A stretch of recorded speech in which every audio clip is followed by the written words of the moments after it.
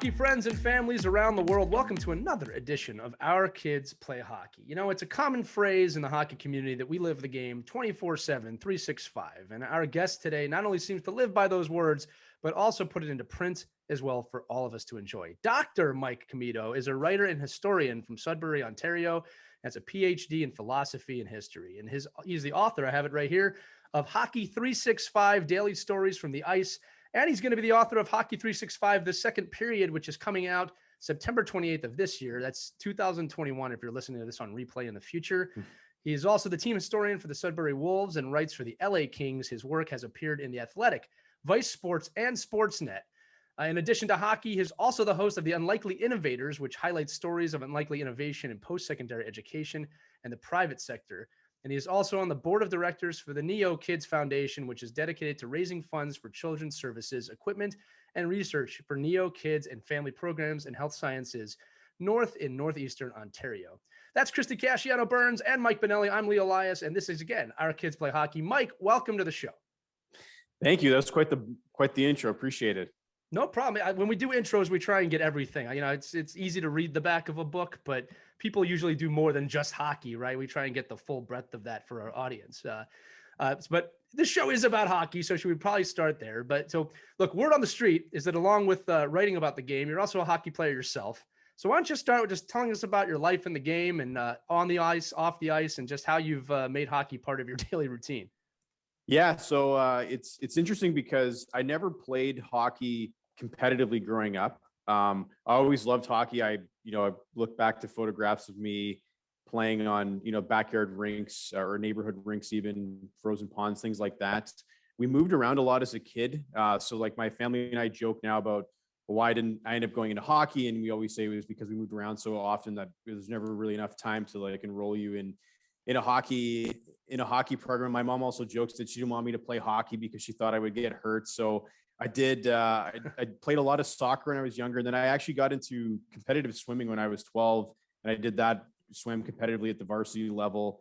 And it actually wasn't until it was just after I got married. So I would have been, I turned, sorry, I'm just trying to do some quick math in my head here. It's okay. 29 years old was the first time that I actually played hockey with like pants, shin pads, like the full gear. And I remember it was like, I'd always resisted doing it. I had buddies in Sudbury here who obviously grew up playing hockey. So they were all, fairly good hockey players at whatever levels they got to. And so I was always self-conscious about playing with them. They would have a once a year game on Christmas Eve where we'd all get together. And I was like, I never wanted to go out because like some of these guys played junior and I obviously, played like by myself in my backyard rink when I was 6 years old and then never really picked it up after that. Right. I was always drawn to hockey because I love the sport. I love the feeling of being outside and playing on the ice. And I love the history of the game. I think that's really what kind of brought me back into hockey. And so becoming a historian, hockey was always in the back of my mind. Obviously, I still liked watching and following,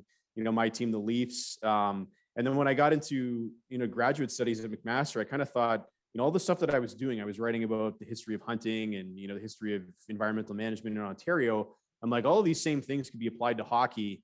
And talking about the history of the sport and some of the stories of the sport. And so I got back into it that way. And then right around that time, I had a buddy of mine, Patty, who he was playing with this group of guys, and they were like people my age and guys that were older than me who I don't think had the same hockey background as a lot of my friends. They'd found hockey later in life. And so admittedly, we were like kind of a motley crew of players who, there was a few guys who were good and then there were a few players who were bad.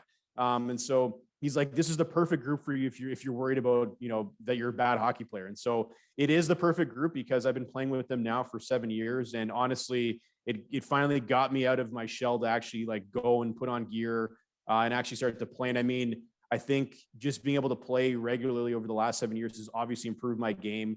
I'm obviously not a very good hockey player by any means, but I'm certainly better than I was 7 years ago.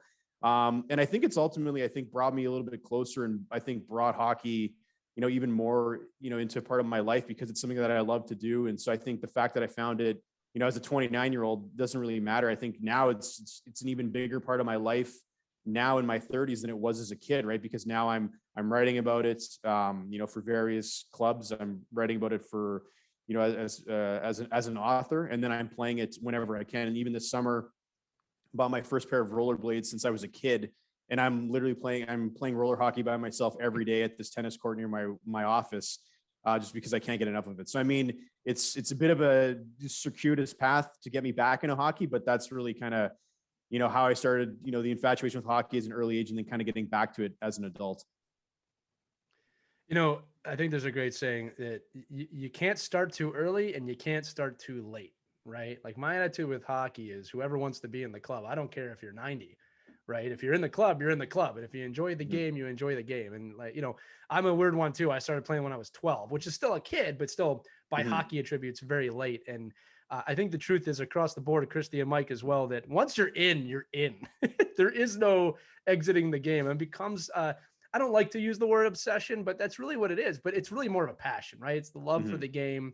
And one of the things I love about it, and again, Christy and Mike, I want you to jump in here too, is that you can apply your love for the game in so many different ways other than playing, right? And that's one of the messages we try and talk about on this show, that it's outside playing and coaching, there's a lot of different ways that you can do that, right? So I'll jump into one more question real quick. We do like to highlight that on this show because, again, people can be involved in the game just outside playing. And your resume has several attributes that check this off, right? So let's just start with you being a hockey writer. You alluded to that. You've done that for the Los Angeles Kings, other hockey publications. How did you even get into that line of work? Yes, that's a great question. So that kind of goes back to, that time where I was in grad school, and, it probably was around the time like the playoffs were in. And so I was balancing trying to get my reading and writing done while like staying up late to watch playoff games. And it kind of struck me that I've been writing, for the last several years of my life. I've been writing about forest fires. I've been writing about black bear hunting, all of these things. And for an audience that I wasn't really, enamored with what I was doing.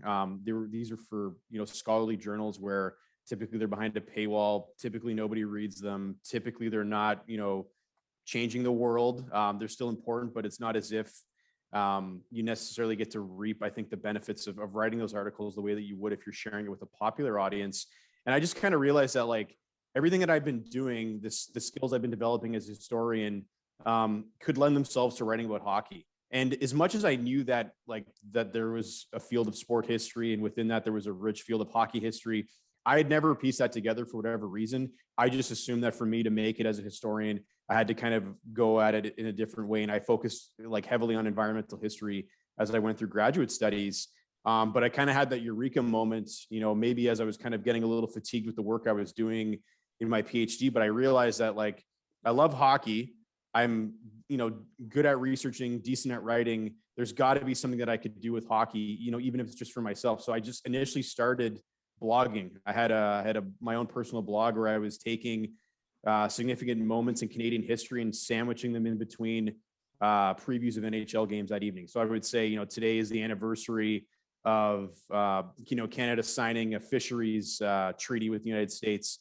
And here are the games that are happening tonight. And how does this tie back to Ernest Lapointe signing this memorable treaty?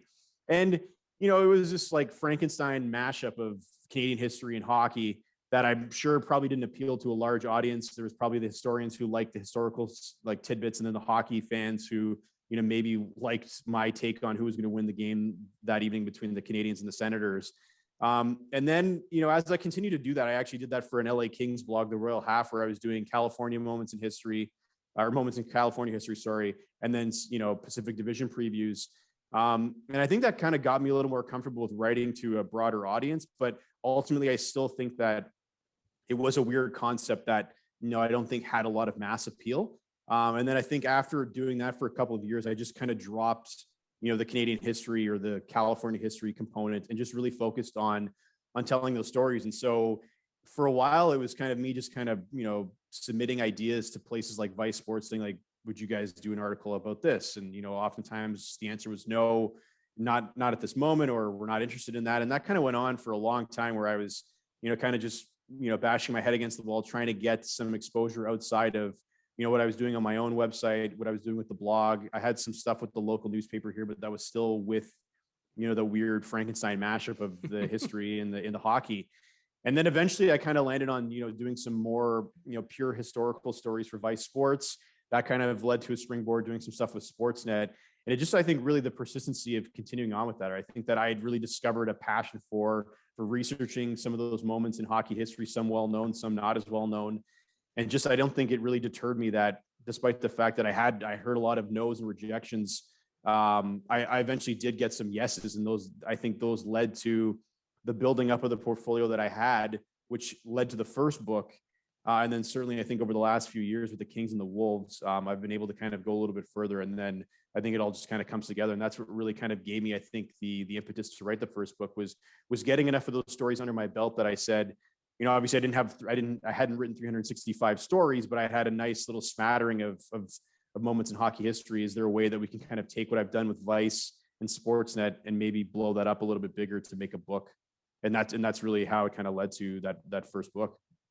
I love your determination. I mean, that's the stuff that great hockey players are made of, just so you know.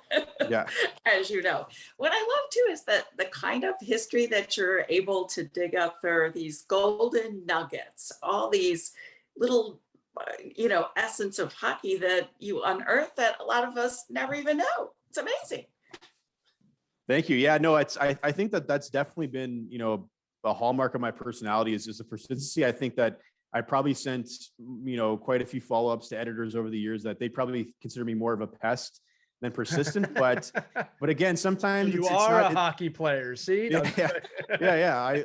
I would embrace that pest role for sure, just to get under people's skin. But no, I think sometimes, it depends on the freelance budget, where things are at. So I knew that it wasn't, all my ideas weren't terrible. I think it was just a matter of finding that when having the stars align and having that perfect opportunity. And I'm glad that I kept at it, obviously, because I think I could have given up early on and just kind of, focused my efforts on my own website, which would have been fine.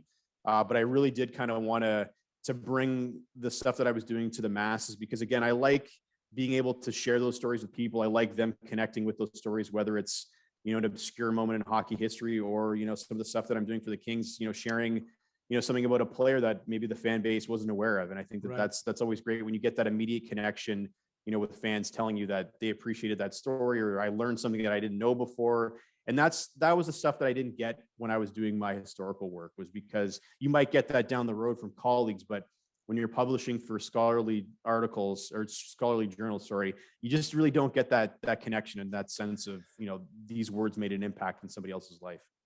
Mike, I want to pull on a thread here, because you're bringing up something I think is actually really important to our audience. So you said that you kind of started making this transition when you were in the middle of your PhD or towards the end of your PhD. So how old were you at that time? So I started my PhD when I was 25. So I would say, I started to think about writing about hockey just before my 30th birthday. So excellent. I got married in 2014 and then started playing hockey in the fall of 2014. And that was roughly around the time that I started, blogging for myself, and then eventually springboard to those other opportunities. So this journey started in your 30s, right? And the reason I want to bring this up is because I have had multiple people, even recently, that I know listen to this show, ask me, "Hey, listen, I really love the game. I want to get involved in the game like you're doing." And then they don't say, "How do I do it?" They say, "Do you think I can do it?"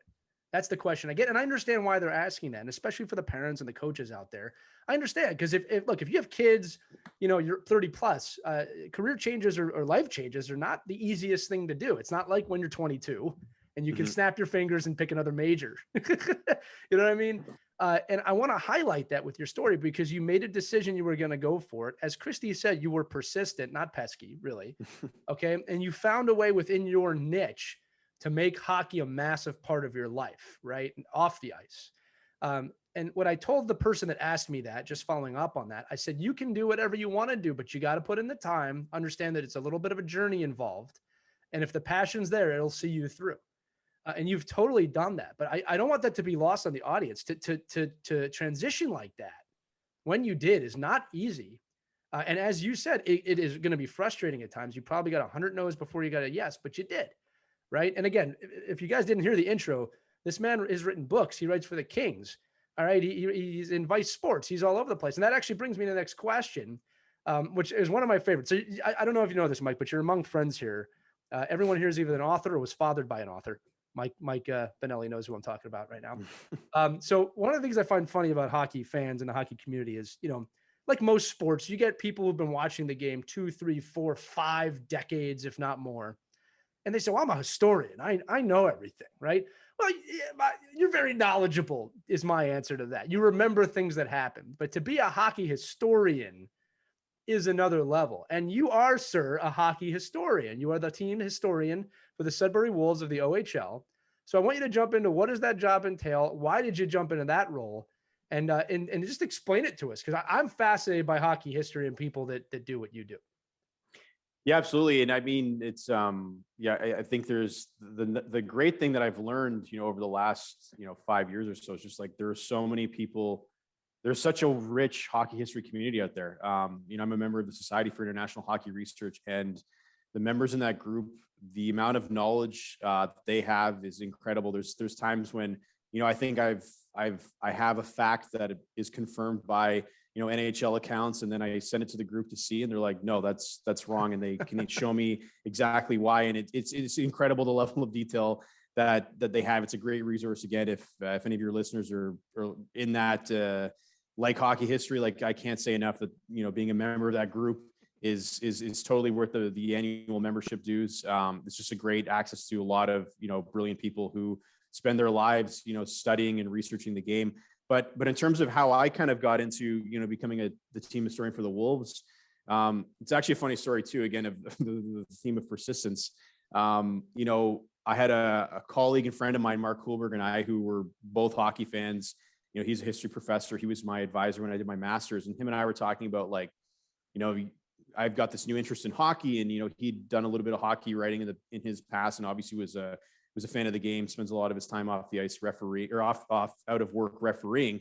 So we talked about, like, it'd be really cool to do a book about the Sudbury Wolves. We both live in Sudbury, it's treasured team among the community. It'd be really cool to do a book. And at the time, the Wolves were coming up to their 45th anniversary in the OHL.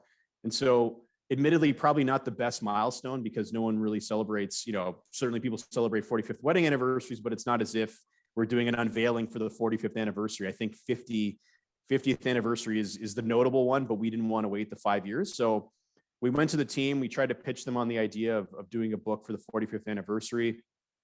They were, I think, rightfully reticent about doing that. The conversation continued for quite a few months. I think they were open to the idea of a book, but I think it was just kind of wrapping their minds around the logistics of doing it. How would this happen? Is 45 really the number we want to focus on? So, like, after it kind of went nowhere for a little while, I kind of just left it. And I went back to the team and I said, listen, I'm still really, and at that point I had done, the Wolves they did a really deep playoff run in 2007, going all the way to the OHL championship final. They lost, but it was a really memorable run for a lot of people in Sudbury and for the team. So I did a 10-year like oral history of that run with a lot of the players who were involved. So I did this story just as a freelancer. And then I kind of went back to the team and said, that story that we did, we could do more of those, and you can have that immediate connection with the fans, right? I know that the book is still an idea that we'd want to do, but a book takes, sometimes in this case, it would take years for us to get it ready. The 50th anniversary is not for another 7 years at that point. But if you hired somebody as a historian, you could have them pump out these stories, and you can find new ways to connect with your fan base, young and old, about some cool moments in the team's past. And I think, for me, the best part about, being the team historian is certainly obviously the research component and sharing those stories from the past. But I think as a team historian, a big part of what I was doing, when I was, doing that role heavily, was engaging with alumni.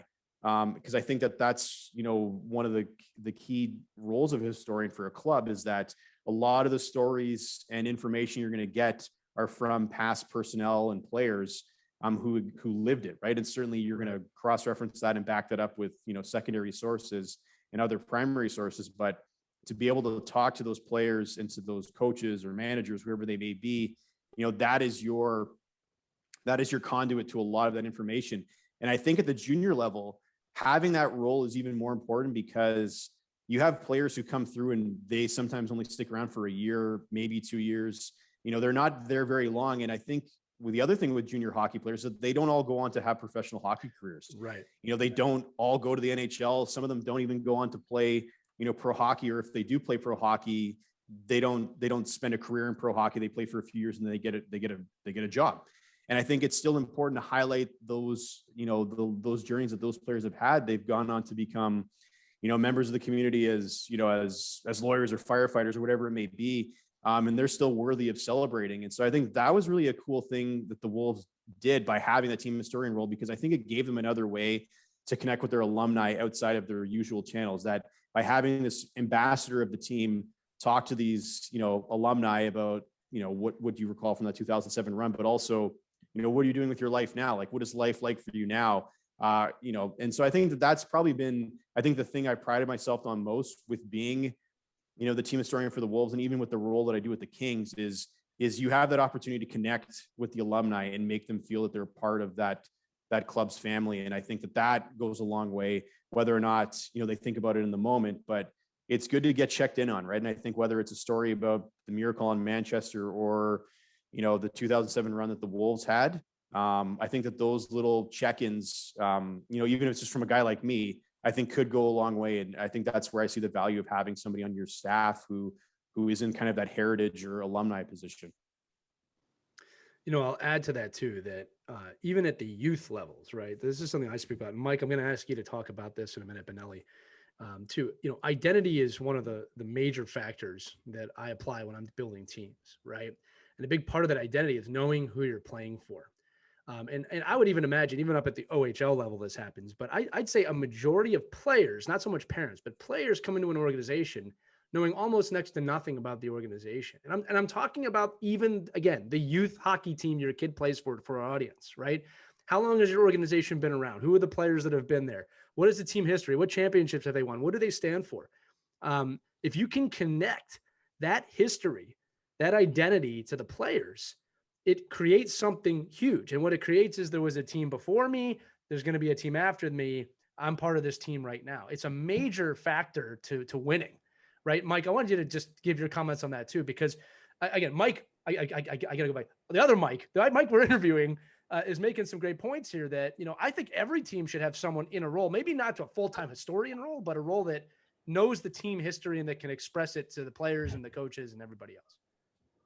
Yeah, I mean, there's no doubt, Mike. I mean, I think what you're saying, I think I just saw that clip of Lee, in his teaching, just about knowing your history, knowing who came before you, knowing who built the program before you, and how that helps you in the future, right? I think at the youth level, it's brilliant.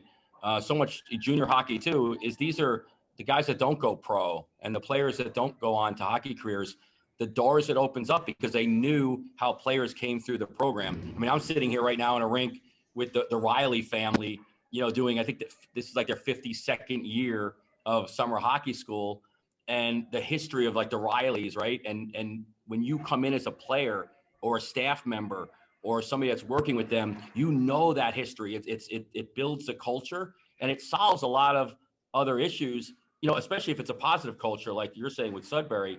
You find those positive pieces of the culture that are out there, and then you build on that. And I think, maybe every program can't have an historian, but they certainly could have people that archive and keep this information and make sure that it doesn't just, that trophy you see in the back, of the rink nobody knows what it is, because there's really no story behind it. So I think with the technology we have today, there's a lot of young people that can, take your lead and say, wow, just with a little research and, some hard, work of making phone calls and searching the internet and, being able to find that history to build culture in organizations is great. I mean, I know like my son and my guys are pretty addicted to hockey historian stuff, and they love hearing, like when they hear about players, like, I didn't know that player played there. Or I didn't know that player came from that town, or I didn't know that player did this.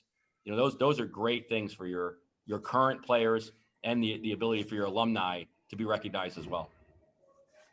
Right. And I would love to hear some advice from Mike. How do we get our organizations to do that? Because I think every rink in the country could do a little bit of research and share their identity with all the players that walk through the door. So, when you walk in, you're part of something really special. What suggestions would you have for parents and kids? Yeah, I think, reaching out to the clubs and finding out what have they done in the past to celebrate or preserve the team's history. Do they have an appetite for doing that in the future? Because I think, especially in my role, I think it's important to remember as well that like my official capacity with the Sudbury Wolves isn't full time. I have a full-time job here in Sudbury at Cambrian College, but I think they found somebody in me who was passionate about documenting the team's history and was willing to put in the time after hours to connect with alumni, to do the research on some of the cool things that, we take for granted. There's an example of, Sudbury. The Sudbury Arena is a very old barn. And one of the hallmarks of that barn is that we have a stuffed wolf that hangs in the rafters that's on a pulley system. And whenever the home team scores, we've got this, blaring train horn that goes off, and then the wolf gets, pulled out over the visitor's bench and just kind of just hovers there and then goes back to its corner. So one of the stories that I did was that obviously, like, everyone who goes to Sudbury Arena, like, that's the first thing you see if the home team scores. And, and that is always the best, I think, is taking a newcomer to the Sudbury Arena and looking at their face when they see this for the first time, because it's so kitschy and people don't really, you don't really have a reference point for something like that. But, I did a story about, like, where did that tradition come from? When did they start doing that? And like, there was, went back to, it predated the team's arrival in the OHL. It was something that they used to do, back in the, in the 50s and 60s to try to, get people excited about the game. So, I mean, all that to say that there's a lot of clubs, whether it's the junior level or you're talking about the minor level, who have, supporters who have been a part of the team for many, many years. And I think that in Sudbury, you could have picked from, a number of unofficial historians who have been, documenting the club's history, at least, for their own self or among, their family or friend group, who you could have picked to do this role. So I think that there's no shortage of people who are willing to put in the time, I think, to document that and put some stuff on paper. And I think it's a great way for sure to help your players, whether they're at the junior level or even younger, to feel that they're a part of something bigger. Because I think that is probably one of the coolest things about the job is connecting, fans and players with the people who came before them. I think when you look at an arena like Sudbury, when you go to games, there's a lot of, older folks who'd been there back in the heyday in the 70s when you had, Ron Duguay, Mike Foligno, Randy Carlisle. They remember those glory years. And then now they're bringing their grandchildren, right? And so you can kind of bring these stories together to remind them of when they were younger going to those games. And now they're kind of continuing that tradition with their kids and their grandkids. And I think that's just a really great way to kind of bridge the gap between generations of fans. Completely agree with you. And I always say, if you're going to wear a team jacket, team hat, team jersey, it's not just for that season, right? It represents something much, much bigger. And people like you are the people who put the dots together, as you just said. I think that's really important, right? Now, I do want to jump into your larger publication here. This is, again, Hockey 365. This is out now. The new one's coming soon. So the reason I want to bring this up, Mike, is he's just going through this. I'm going to show the audience. These are not like one sentence blurbs in here, right? Every day of the year is represented. Okay. And they are in-depth and insightful into some really great moments in the game. Could you tell us about the research for this book and then the process of getting it published? Because like to me, it sounds campy, but this is kind of a must-have if you're a hockey fan. You know what I mean? Like, it's got everything. Tell me about this a little bit. Well, thanks. I appreciate that. So the story for that is, so this is probably around the winter of 2017. I had been writing for Vice now for, I guess, half a year, and I, done some of those other self-publications and, the blogging I'd done with the Royal Half. And I think I, at that point, had a story under my belt for Sportsnet. And I was starting to kind of look at my CV, and I had quite a few articles written for Vice, and I was thinking, like, these are cool moments in hockey history. Like, what if I took those stories and then I had those longer versions that I'd done for Vice Sports, and then in between I kind of sprinkled in the other moments that happened in between those dates. And so I was actually this is actually a good story, I think. Like, I was on a beach in Mexico, 2017. My wife and I went away. It's a good start to the story. It's a good start. That there's I was on a beach in Mexico, definitely had a beer in my hand, looking out at the water. We were on a vacation. My daughter at that point was 4 months old. So we went away with another couple who had a son that was just a few weeks older than our daughter. So it was my first time at an all-inclusive. Obviously with an infant, it was a little more challenging, but still had a great time. But I was reading Val James. We've all been there on this show, just so you know. Yeah. So I mean, I'll take a vacation. Doesn't matter who's coming along with me. 4-month-old or 4-year-old. I'll happily take the time away and just kind of recharge the batteries. But anyway, I was on the beach, and I brought Val James' book, and he was obviously the first Black American player to play in the NHL. And I just remember reading his book, and I really enjoyed it. But that was the moment where I said to myself, I want to write a hockey book. Like, this is the stuff that I read about all the time. Like, in my spare time, I was only reading hockey books. I had stopped, like I was still at that point. I had finished my PhD. I was under contract to turn my dissertation into a book. But that was going to require a lot of work on my part to actually make that happen. And my heart wasn't into it because, every day I'd come home from work and I'd be like, I don't want to go back and go through all this old research again. I had to do new research. It was just going to be this very long process. And it was at that moment in Mexico where I'm like, you know what, I want to write a hockey book. I don't want to wait. So I got home, I made an outline on the plane ride home about like what I wanted to do. And it was essentially an early version of Hockey 365. I was going to do a story for every day of the year. I get back home, I emailed the university press and say, like, I respectfully would like to get out of this contract, which they were happy with because there was no money exchange. So it's not as if an investment was lost. So I went to work on trying to find an agent because I wanted to go the official route and get it published. And I got to work with an agent. It was my first time, publishing a book. So he kind of, helped me through it. We found a great publisher, independent publisher here in Canada in Toronto called Dundurn Press. And from there, the idea kind of evolved to, you shouldn't take those stories that you did exactly as you've written them before for Vice. They should all be one page. So, now the work became a little bit more intensive because I thought that, in between those larger stories, I would have maybe a paragraph. But I think we all agreed that for the uniformity and look and feel of the book, to have, one story per day and have them all a page was the goal. And so, it was a wild process because I officially signed the contract in August. The first manuscript was due in January. So I had 6 months or so to really confirm all 365 stories I wanted to include, to do all the research, corroborate the research as best as I could, and then submit it on time and then go through the editing and proofing process. So needless to say, maybe we get into this a little bit later, but I gave myself a little more breathing room when I wrote the second book because it was a whirlwind trying to get that first book done. At that point, my daughter had just turned 1 when I was probably in like the thick of it. So needless to say, I was busy, but it was something where, again, it was always my goal to publish a book. I didn't think it would be a hockey book. If I were to look back 5 years ago, but I was committed to the process, and it just gave me that passion for it that I obviously didn't have with the other book project I was working on. And as much as I look back and say, that was a crazy time in my life, I'd never do it again. I obviously did do it again because it is a fun process. Despite the fact that writing is a solitary effort most of the time, once your words kind of get out into the world and you see people enjoying it and telling you that, their kid read the book cover to cover, that, it's all worth it in the end. I'll say a couple of notes here. At least with the publishing process, my publisher told me when my first book was coming out, she goes, whatever you think you're going to write, it's not going to be that when you're done. That's true of every book I've ever written. And just on the note you said, Mike, my first book is dedicated to my son. And I wrote in there for letting me write during his naps, because I think he was between birth and 1 when I wrote my very first book. And I wrote when he was sleeping because there was no point of doing it when he was awake.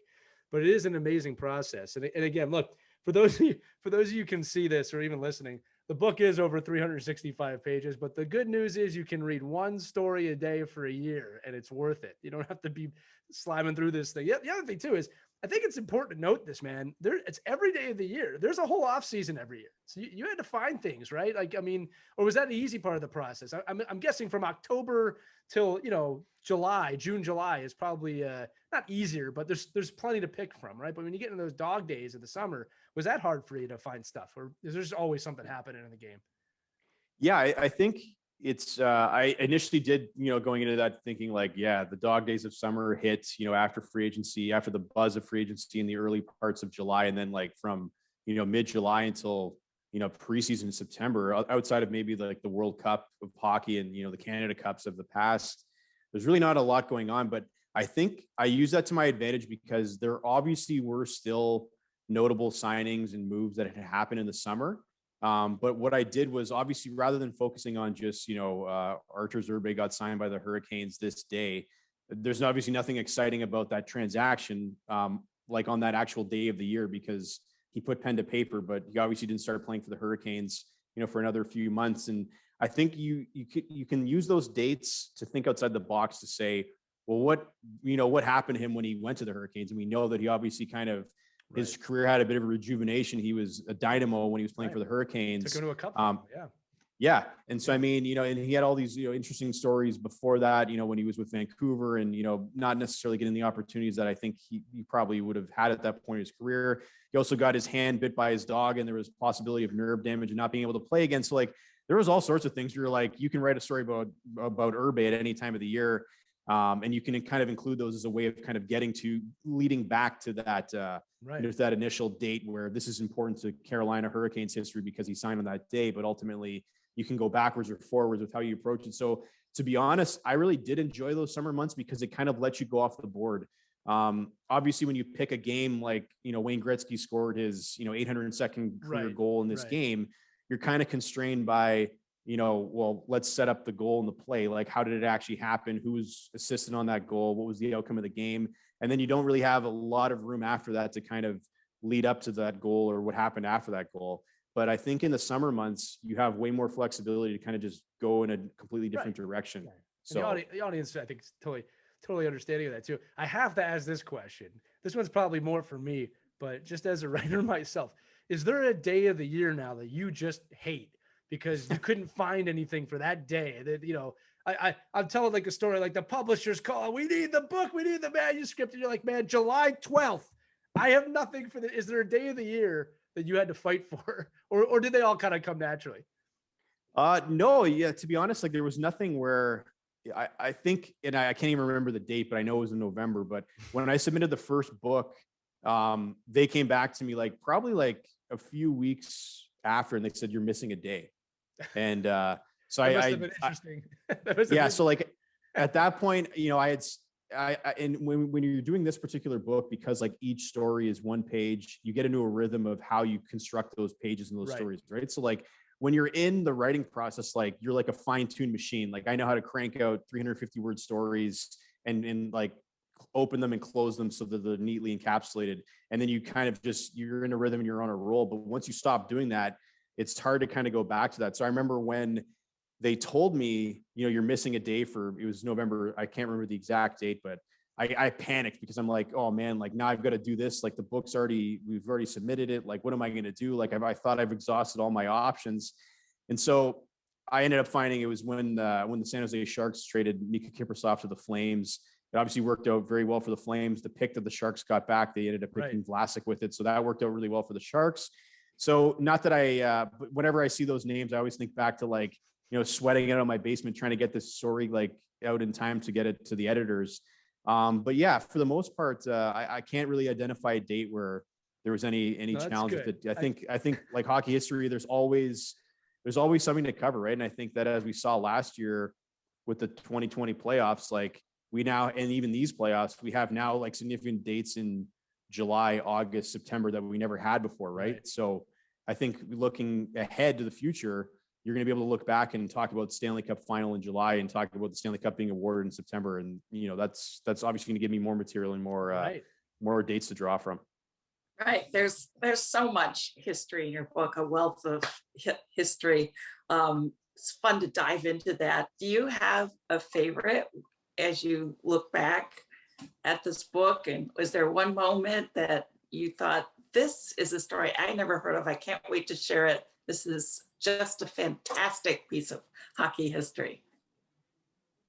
Yeah. So actually what I'll say is from the first book, I think the story that always, sticks out for me was I wrote about Austin Matthews making his debut for the Leafs, and he obviously scored 4 goals, which was a, modern NHL record. But I remember the spin that I put on that story was that for Leafs fans, it was kind of one of those like, where were you moments? Like, who were you with? Where were you watching the game that night? And for me, my daughter Zoe was, she would have been just under 2 weeks old at that point. And so we had these Maple Leaf pajamas for her that were too big, but it was the first game of the season. So, she had to put the pajamas on. So I was watching the game with her. She was sleeping, so she obviously wasn't watching the game. And my wife was with us, and, she's not a huge hockey fan. And we just remember the goals, him just like lighting the lamp. And my wife's like, is this normal? And it's like, no, this is unheard of. This is like an incredible night. And so for me, like, that was just a really cool story because like, that was the first time my daughter and I watched a hockey game together. And I know that there's probably a lot of Leaf fans out there who can recall, I watched this game with, my brother, I watched this game with my buddy.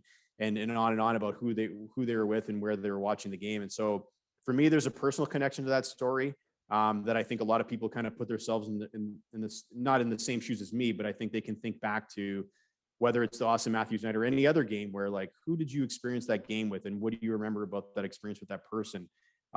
As far as stories that I think I was excited to share, there was one in the second book that's coming out in September where I was writing about Terry Harper going to the Kings, or no, he was going to Detroit from the Kings, and I was just writing about that. But as I was doing my research, I discovered that he initially refused to report to Detroit because he had not that long ago had signed an extension with the Kings, and he felt as though the Kings had signed that agreement in bad faith by trading him, that he had, in his mind, signed that deal to stay in LA, and for them to go around and trade him to Detroit was kind of a breach of contract because, in his mind, he was staying in LA. And so he set in forth motion to sue the Kings and to sue the NHL.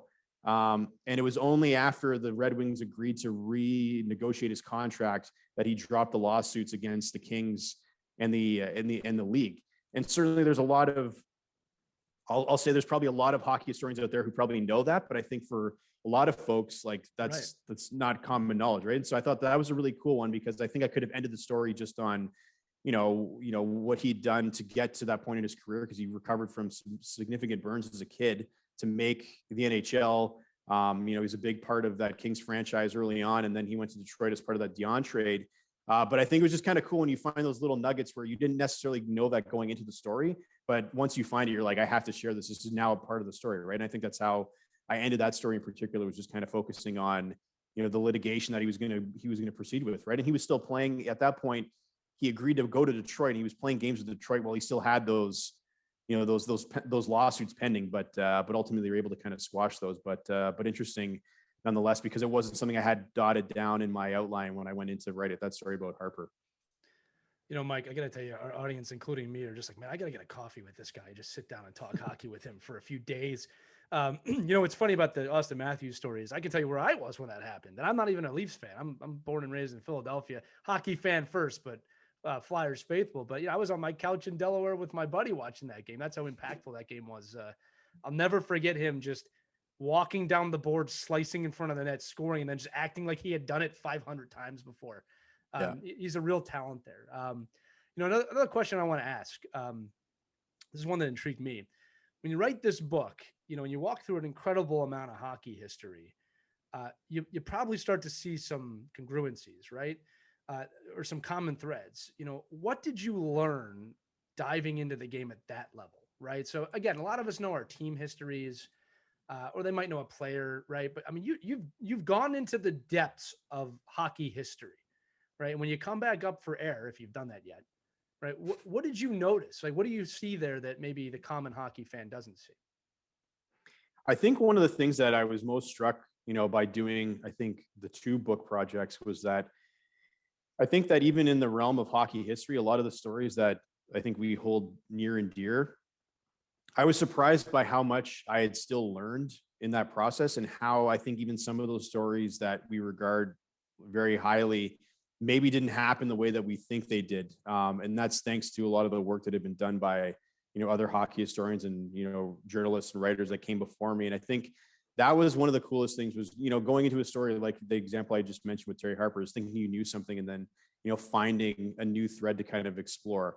And I think that was always the case with these 2 books. Is obviously, I want to write these stories so that they're fun and accessible so that anybody can read them, whether or not you're you're an adult or you're a kid who's fascinated about hockey history. I wanted to write them in a way that's fun and that anybody could read them. But I really did strive to to be as accurate as I could possibly be within a 350 word story. I try to provide, as much nuance as I could within those confines, knowing that there's an opportunity here to educate, especially younger readers about the history of the game and some of its notable players and people who would kind of come through. But, I think for me, that was always kind of the thing, was just kind of coming back out of this process, just like learning and knowing so much more than I did before that. Right. Because again, you've got these dates where, this is a big part of why I got into this format for the book, is because I share a lot of these dates on Twitter where, I do the on this day, this happened in hockey history. And I mean, a tweet is 280 characters, right? So I mean, you don't really have a lot of opportunity to kind of highlight what happened after that date or what happened before that date. And I think I think that process of going into it and doing all of that research and finding new angles to explore on maybe, stories that we've heard to death, but maybe there's a different way of kind of looking at it. For me, I think that's just always what I come away with, is that the game is the hockey history is not done. It's always evolving. There's always new ways of exploring it, of interpreting it. There's new lenses to look back on some, past moments. And so I think that for me is just kind of like, I guess it's kind of always finish that book project. You're happy that it's done. You're, feel that accomplishment that it's done. But I think just that feeling of knowing that, you've learned a lot more and you've grown, I think, as a hockey historian, and you're able to now share those findings with the world. I think that's what really I've kind of come away with from those two books. And hopefully that resonates with readers as well, that again, the history of the sport is always going to grow. There's always going to be new stories to tell, as we've learned with the past 2 years with the pandemic, that it's going to throw curveballs, and we're going to have new stories to tell in July and August and September. But I think that's always just what I come away with, is just that, just a better appreciation for the sport and its history, and just so excited to see where it goes so that we can look back and tell those stories from the past. Absolutely, man. I love the way you said that. It was really eloquent. And I'll tell you that it makes you love the game even on a different level, right? Again, I'm a coach, I'm a player, but when you get into the hockey history, again, it's like we talked about earlier, like you feel more part of it, right? A really quick funny story. I remember I at a yard sale or something, I got this kind of history of the NHL book, and it was written in the 70s. So it's pre-Gretzky, right? And it was funny to read through this, because like when you don't have the 80s on, the history is written in a very different way. They talk about Gordie Howe very differently in that book, or even the players before. And like you said, the game is always evolving. And ironically enough, not the first pandemic to affect the NHL, but first pandemic in recent years, right? It's true. And there's never going to be enough content. So just before we close out, I did see it was noted on your Twitter profile that you're a girl dad. I was told you have 2 daughters. Is hockey in their future? So yeah, it's funny because Zoe is my oldest, and she'll be 5 at the end of September. And so she played hockey this past winter. So that was the first time, she had ever played hockey, and the first time that I had been a part of hockey at an organized level. And so that was, she says now that she doesn't want to play hockey again. I'm not sure if that's just the particular time of the day of the week that we asked her. And, you're going to get a no, regardless if I asked her if she wanted to go swimming or if she wanted to go play soccer. I probably would have got the same response from her. But it was honestly so much fun, I think, this past season with her, and sharing that experience with her. We had got her on skates the previous year before the pandemic hit, and she was determined to skate on her own. Like when we'd go to public skating, she would resist using those orange skating aids. She didn't want us to hold her. It's like, well, I have to hold you. Like you don't even know how to skate yet, so you're gonna get hurt as much as, like, she has a helmet on, but you still don't want her, bailing all over the ice. So, but she was determined. And so when we said, "Do you want to play hockey?" she was pretty excited to, because she was going to get her own stick, she was going to get gloves and all this gear. So I think the part of that, she really loved that. But I think, it was really great to just watch her develop her own interest in the sport, over that, we had played from September until we got shut down in February or so. But it was just kind of nice just to see her kind of improve her skill set over those weeks. It gave us an opportunity to bond, to and from the rink. Me hopefully able to offer her a little bit of advice as to what she should be doing. But it was just a really cool moment. And again, whether or not she plays again, that's up to her. But my youngest daughter, Sophia, just turned 1. So there's always an opportunity with her. But we'll see what she wants to do. But either way, that year that I had with her at the rink was one that I won't forget. Well, you just said the magic word, Mike. I'm gonna let Christy jump in here. Yeah. That's my girl too, Sophia. Oh, okay.